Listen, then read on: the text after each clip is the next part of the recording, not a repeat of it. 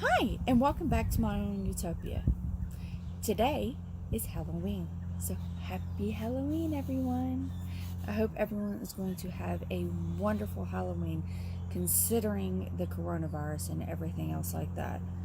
Um, so, besides that interfering with us being able to go out and go trick or treating, we are considering possibly going to a farm where they talk about um, what it's like to be on the farm. If it's not busy, then we're not going, because with my oldest one, if y'all don't know and y'all are not following, I will put the card up above to his first one. He is extremely high risk, and we have a couple of other family members that are extremely high risk, so we have to be extremely careful when we go somewhere. Um, since this is going to be outside, if there's barely anyone going to be there, then we can sanitize and keep an extreme distance between everyone and everything. So, why not start something new whenever you have an opportunity? That's what I was thinking.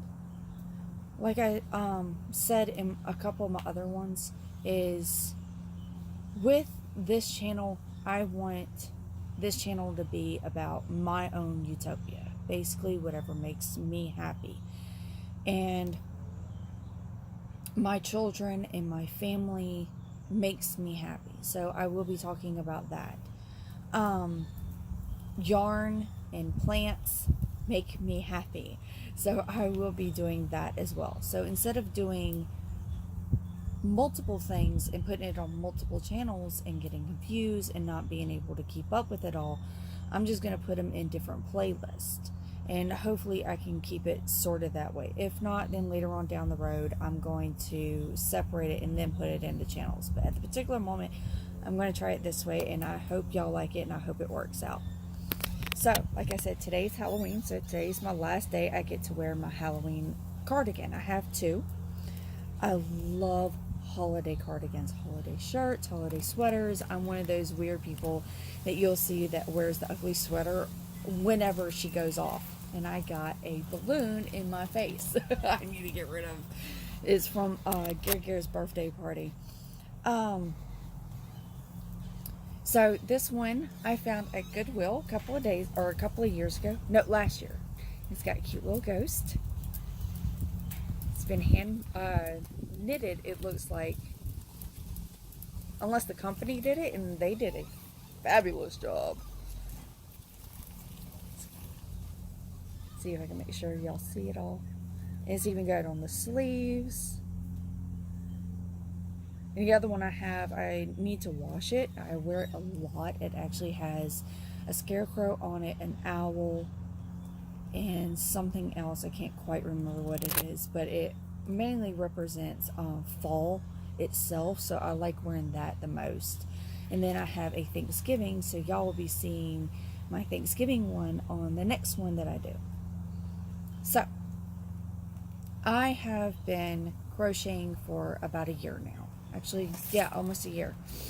If I can calculate it up properly, then I will put down the date below of when I started and when I actually ordered my first hooks. My mom taught me how to cast on and how to do the knit and the purl stitch, and that was it. At the very end, when I really wanted to learn how to knit, I was about 12 or 13 years old. The cancer that she had went to her brain, so she was losing a lot of herself. Basically, she was going backwards in time. So I really couldn't learn, and then throughout the years I just basically gave up. And just recently I have really gotten in touch with my knitting and crocheting side. I knitted a little bit, making a little like booties and socks and stuff like that for my boys, and hats for when they're first born. And then you can only imagine having a baby, you lose the ability of having time to yourself, especially three of them. So I got right back into it, and I forced myself to take time so I can actually have a break and a breather and time for myself. And so because of that, I have been doing a couple of things. One of them is I've been doing as you can tell, the wind's blowing. My first big project that I decided to do, and first project I decided to do, was a temperature blanket. I thought that was something I can actually slowly work on day by day, and it will give me an excuse to walk away and to be able to work on it. So I will put up a picture of what it looks like at the end of October.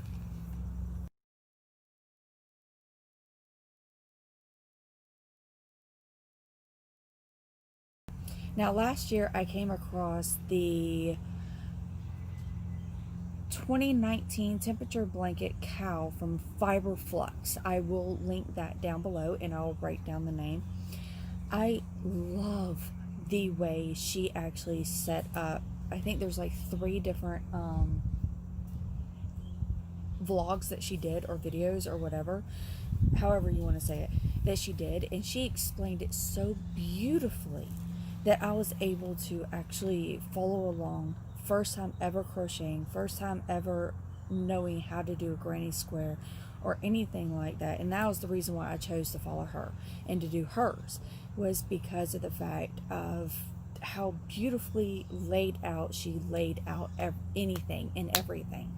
And for anyone that was new or in advanced, she covered every aspect of it. So if you're new and you're just really scared or anything else like that, I will link her down below. She has a lot of tutorials and a lot of things that you would actually find very beneficial. So look at her down there. I'll make sure I link her down below. And I love it. I'm actually considering, I'm trying to consider now of what I'm going to do for a temperature blanket for 2021. I love it so much that I want to do another one, and I probably am going to do one every single year from here on forth, as far as I know as of right now. Now the second one that I'm working on is from Fiber Spider, Virus Meets Granny Shawl. Oh my god, is this thing absolutely gorgeous. I saw it in another individual's video. She got it as a gift, and she linked down below what the shawl was called and everything, and I went to go look at it, and I love his tutorials. Oh my god, I love his tutorials. He is so detail oriented, he is not repetitive, he doesn't make it boring, he is so sweet and kind, and his voice is very soothing and very sweet. I was trying not to say not annoying, but it's true. If I find someone's voice annoying, I can't sit there and constantly keep listening over and over again. I find a way to write it down so I don't have to rewatch the video multiple times or go back. With him, I don't have to. I can actually sit there and repeat and listen and repeat listening over and over again. I really need to get that out. And I can sit down and listen and not have a problem. So I will show y'all what I'm using. Try to make sure I get the, hold on, I got it all in a bowl. I don't want to pull out my stitches.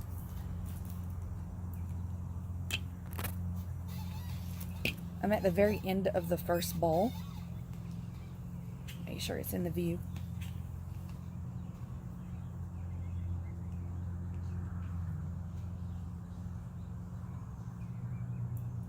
Isn't that gorgeous, the way the colors change?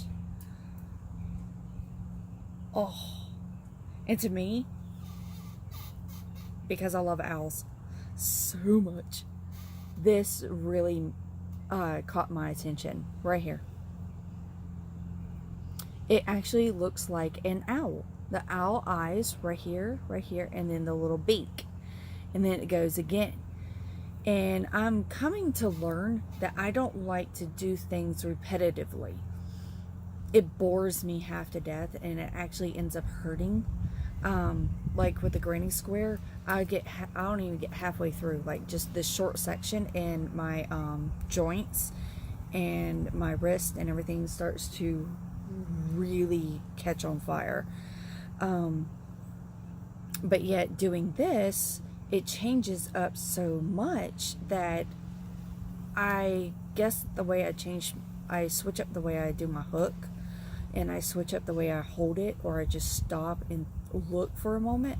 It does not hurt my wrist or my fingers or my joints or anything. So I have like this itty bitty bit left before I have to switch over to the next one.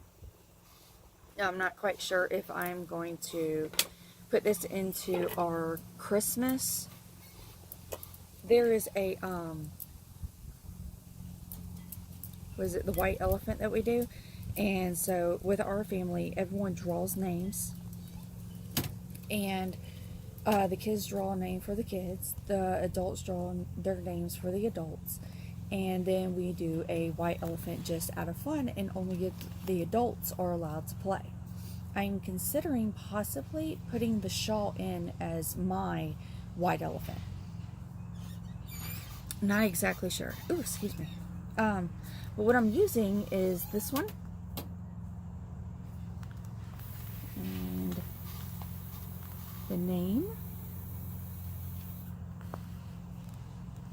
So I'm still having a little bit of difficulty. I do want to color code it just a smidge, where the next color is supposed to be the next color, and then just move on through. And if it switches, it switches. It's no big deal. But I don't want to sit there and have it's out of sync, basically. That's all I want to do, is I want to try to make sure that it's not out of sync.